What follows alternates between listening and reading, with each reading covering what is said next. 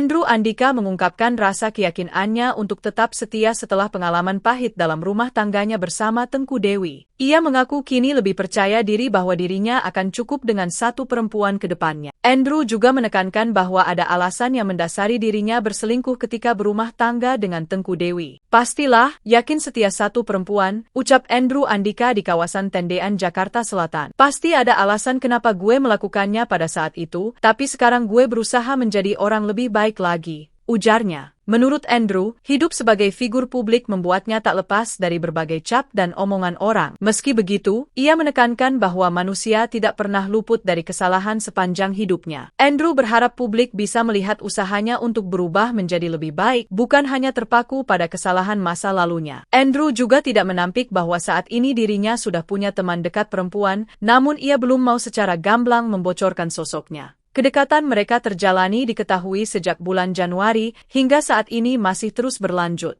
Meski sempat kesulitan karena pengalaman selingkuh, Andrew mengaku bisa meyakinkan teman dekatnya itu bahwa ia sudah berubah.